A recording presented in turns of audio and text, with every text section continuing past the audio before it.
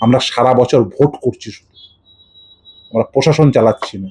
ভারতবর্ষের জেনজিদের মধ্যে একটি প্রবল অসহিষ্ণুতা তৈরি হয়েছে, এটা অ্যাকসেপ্ট করতে হবে প্রত্যেককে। তার কারণ কি? এক, কর্মসংস্থান নেই, সব থেকে বড় সমস্যা এই মুহূর্তে, কেউ অ্যাড্রেস করছে না। ভারতবর্ষের এই মুহূর্তে সব থেকে বৃহৎ সম্পদ কি জানেন? ভারতবর্ষের হিউম্যান রিসোর্স। যদি এই হিউম্যান রিসোর্সকে প্রপার ভাবে ইউটিলাইজ করতেন, তাহলে ভারতবর্ষ পৃথিবীর সেরা রাষ্ট্র। এআই এর জন্য আমাকে অন্য দেশের দিকে তাকিয়ে থাকতে হবে? আমার দেশের বাচ্চা বাচ্চা ছেলেদের সেই ট্যালেন্ট রয়েছে, কিন্তু আমাদের দেশের লিডারশিপের দূরদর্শিতা নেই, সেই জন্য সেই ট্যালেন্টকে আমরা ইউটিলাইজ করতে পারছি না। That's the biggest problem. আমরা সারা বছর ভোট করছি, শুধু আমরা প্রশাসন চালাচ্ছি না।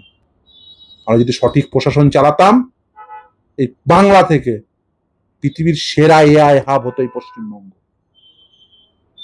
পৃথিবীর সেরা তথ্য প্রযুক্তি হাব হতো এই পশ্চিমবঙ্গ। এই পশ্চিমবঙ্গে এই ছেলে মেয়েদের দিয়ে পৃথিবীর সেরা তথ্য প্রযুক্তি কেন্দ্র তৈরি করা যেত।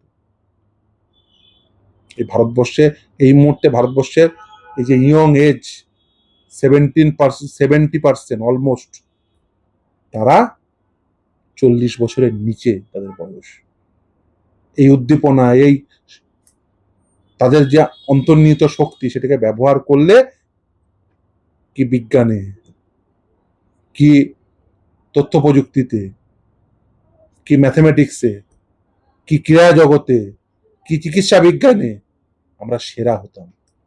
আমার দেশের এই মানব সম্পদকে ব্যবহার করে আমেরিকা আগাচ্ছে, ইউকে আগাচ্ছে, জাপান আগাচ্ছে, জার্মানি আগাচ্ছে। বেশিরভাগ ডাক্তার সাপ্লাই করি আমরা, বেশিরভাগ ইঞ্জিনিয়ার সাপ্লাই করি আমরা। তারা গিয়ে বিদেশে কাজ করছে, আমার দেশে কেন করবে না? আমার দেশের বাচ্চাদের যা শেখানোর চেষ্টা করা হচ্ছে, তুমি তোমার বন্ধুকে ঘৃণা করো না, তুমি তোমার বন্ধুর সাথে শিখো, দেওয়া নেওয়ার মাধ্যমে শিখো। তোমার বন্ধুর মধ্যে এই ট্যালেন্টটা বেশি আছে, তোমার মধ্যে দেওয়া নেওয়ার মধ্যে শিখো, সামাজিক জীব হও। এই শিক্ষা প্রদান করো, এবং তাহলে একে অপরের হাত ধরে একটা সুন্দর ভারতবর্ষ গড়ে